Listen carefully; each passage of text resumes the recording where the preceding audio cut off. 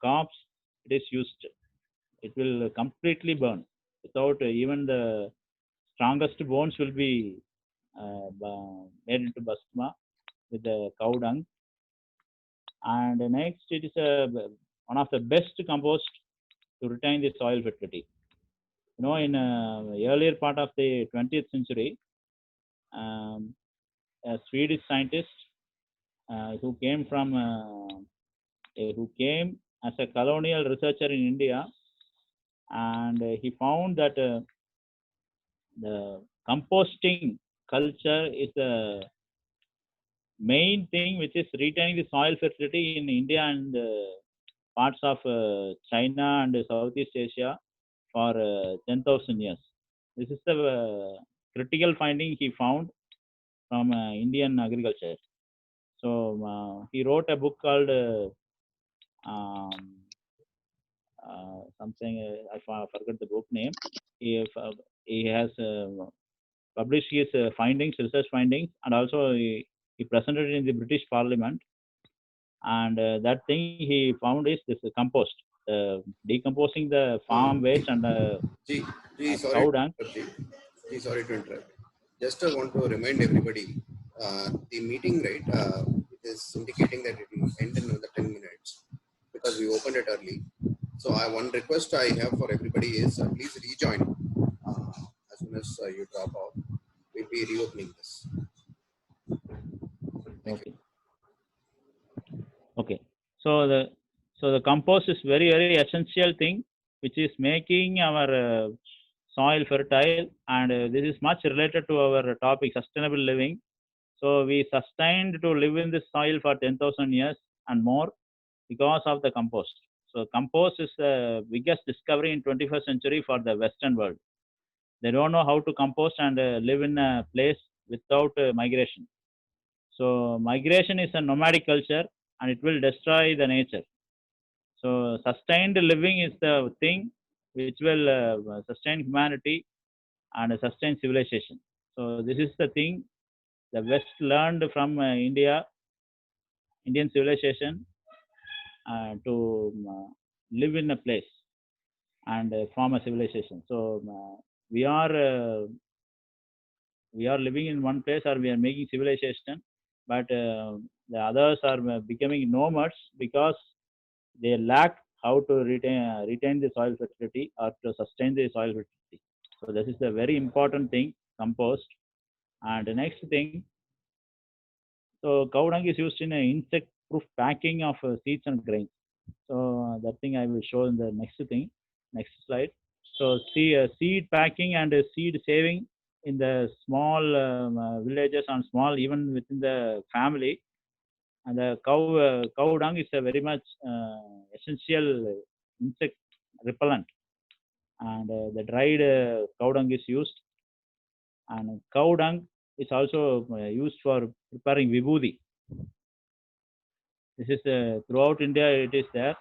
So vibhuti is made from cow dung and few other herbals, and it's very essential for divine achievement of human beings. And cow is one of the best energy source also. Even in war, it is used not only in plowing and trucking.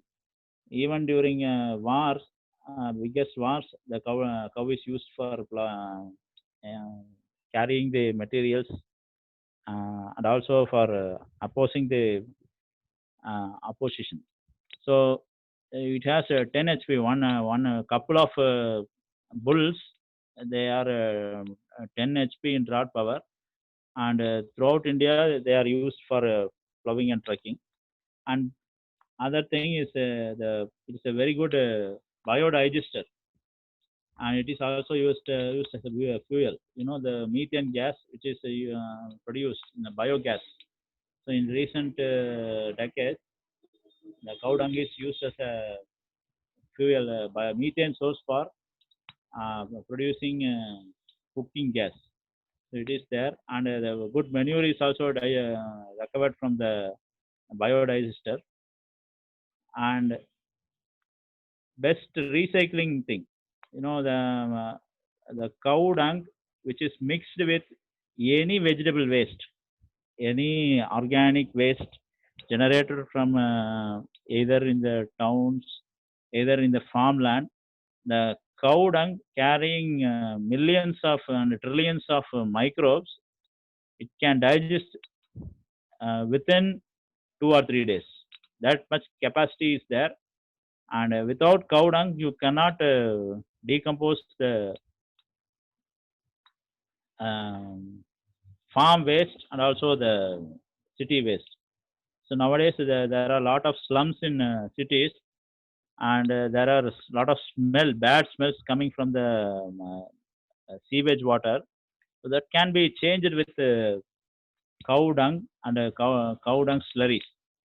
And this is the best decomposition agent, and but underutilized. It's very much underutilized. And last but not least thing, the cow product. There are a lot of cow products which are available in Ayurveda, but in daily usage, the Panchagavyam is the one of the it's it's an elixir. You can't replace any word. It's an elixir. Panchagavya is used as a prayachita agent, prayachita material for all our sins. So that kind of ability is there for Panchagavya. So all these things we remind, but integrating the cattle in our family and also in the village is the essential thing. So I will go to next slide. So this is the cattle shed which is found even today in Tanjavur region, the Kaveri Delta. So at least 300 cows are maintained in those regions as a herd. The herding, cow herding is the one of the historical this historical civilizational trait in India. Cow herding. Cows nowadays the desi animal, not non-desi animals like these cross animals, they are grown in one or two numbers. But herding is the main thing, and it is throughout India you can find the cow herding habits. Nowadays it's becoming very much lower. So next slide, you can see these animals. So this is the cow breed called Desi cow breed called Umbalacheri. So these cows are native to Tanjore Delta alone.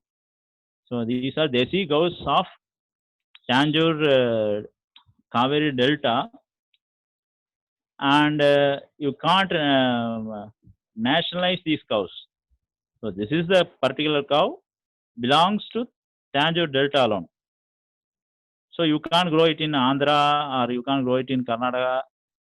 So even you can't grow it in other parts of Tamil Nadu because this is highly adapted to the water stagnating Kaveri Delta for thousands of years. So this is highly adapted to the low-lying areas of Kaveri Delta. So you can't migrate it to other place and you can't make it adapt. So that much Desi, this cattle is. Desi means, the word Desi is arrived from the Desh. So Desh means it's not the modern India or even the Akhanda Bharata or the Greater Bharat.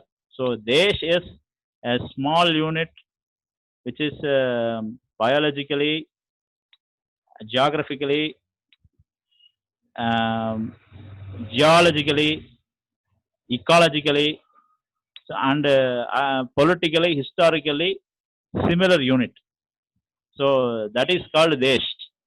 So that Desh is formed because of the land terrain and also because of the water resources.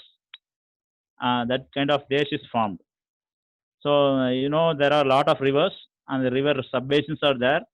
The river subbasin geographical area will supply water to the major rivers in that subbasin, and again there will be some tributaries, and tributaries have its own subbasin, and that subbasin area will supply water to the tributary, So each sub-basin or sometimes the combined sub-basin of few tributaries will form a desh. So that is the desh. So there is you cannot the present nation, the India, the greater India, you cannot combine and you cannot say it is a desh. So desh is highly local, even ultra local, and it's limited to each and every river, small rivers and tributaries. So that kind of sub-basins form a desh, and people customize the flora and fauna in that particular region, river basin, while settling in that region after clearing the forest, and they make that custom as a dharma. See, dharma for that particular place. That is called a desh